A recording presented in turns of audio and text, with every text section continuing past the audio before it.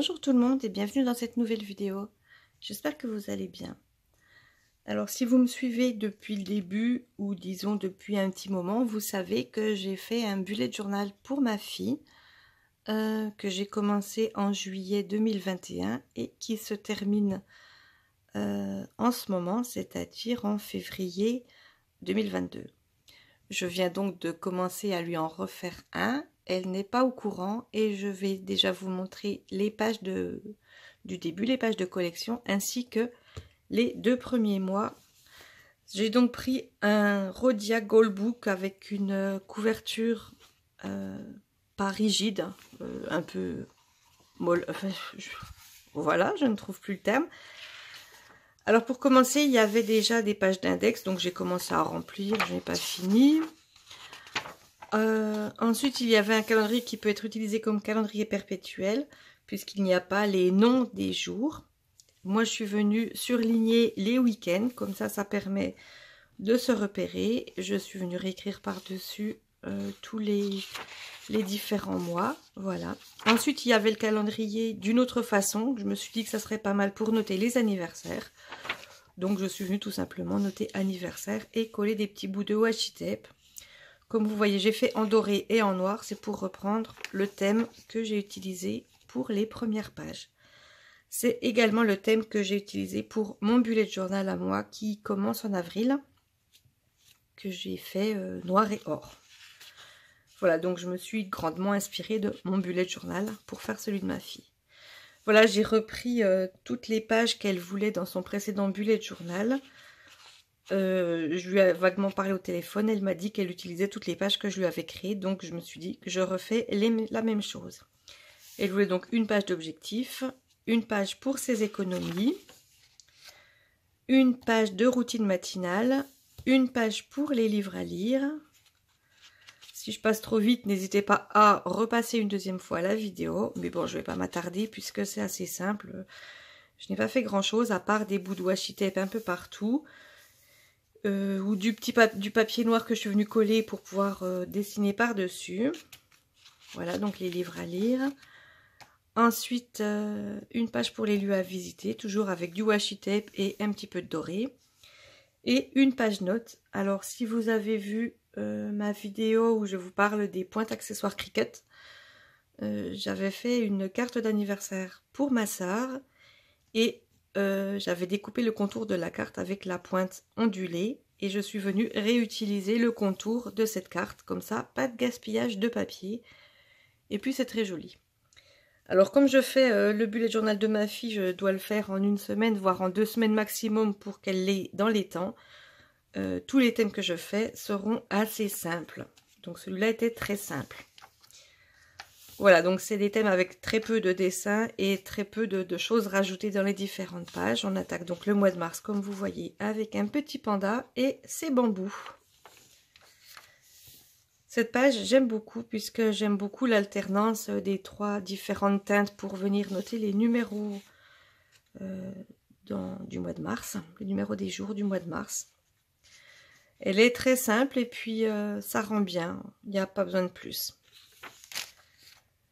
Voilà, donc comme je vous l'ai dit, c'est des pages assez simples, juste à dessiner un petit panda de temps en temps, et puis des tiges de bambou ou 2-3 petites feuilles toutes simples. Donc elle voulait sa double page de recettes, que j'ai refait, une page sourate, une page bon plan, avec toujours du bambou. Son tracker de sport avec juste un petit panda. Une page organisation, matin, après-midi, soir.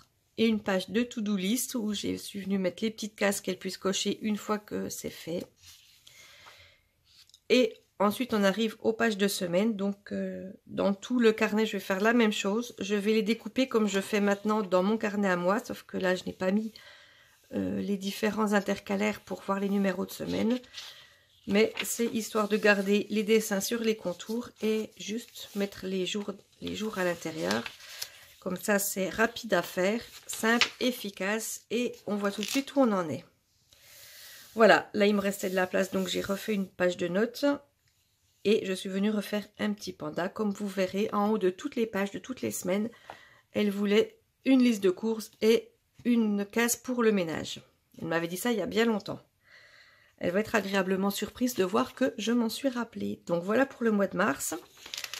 On poursuit avec le mois d'avril. J'avais pas trop d'idées pour le mois d'avril et je me suis dit, comme c'est la période de Pâques, on va faire un thème avec un petit lapin, ainsi qu'un peu de touches végétales et de petites fleurs, puisque c'est le printemps qui s'installe.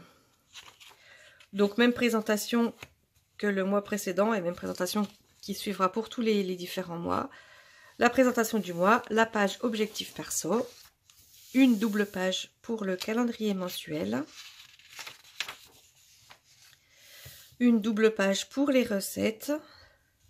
Vous voyez, j'ai fait quelque chose d'assez simple, je n'ai pas rajouté trop de fioritures puisque, comme je vous l'ai déjà dit, je n'ai pas le temps. Là, les pages, je pouvais guère faire plus simple. Le tracker de sport qui semble bien rempli, mais qui est en fait très simple. C'est juste puisque je suis venue faire les encadrés avec un des feutres que j'utilise pour ce thème. Et puis, j'ai réécrit avec mon stylo blanc un signaux Uniball, pour ceux que ça intéresse, pour les jours. Voilà. Et toujours une petite place pour les notes. Ensuite, toujours la case organisation, donc matin, après-midi, soir, j'ai repris à peu près la même façon de faire que la page précédente. Une to-do list avec toujours les petites cases et le petit lapin qui revient. Et ensuite, on arrive sur les pages semaines. Donc là, j'ai fait un peu plus large, mais parce que je voulais avoir la place de mettre le calendrier là. Mais quand on regarde là, ça fait des cases assez étroites. Et donc, je pense que je ferai les prochaines... j'ai coupé un peu plus grande quand même. Tant pis si j'ai pas la place de mettre le calendrier. Voilà donc les différentes semaines. Et je viens juste surligner, enfin souligner, puisque je passe déjà le feutre et après j'écris. Histoire de faire de la couleur et que ça remplisse bien la page sans que ça fasse trop. Et du coup, c'est assez rapide à faire. Donc voilà pour cette présentation du début du carnet et des 2 premiers mois pour le futur bullet journal de ma fille. Voilà, je vous retrouve la semaine prochaine pour une prochaine vidéo. Je vous retrouve un peu plus tard pour la suite de ce bullet journal. N'hésitez pas, si ce n'est déjà fait, à vous abonner, à activer la cloche de notification, à me mettre un petit pouce vers le haut, un commentaire juste en dessous. Et j'espère que cette vidéo vous a plu. Je vous dis donc à la semaine prochaine. Bye bye!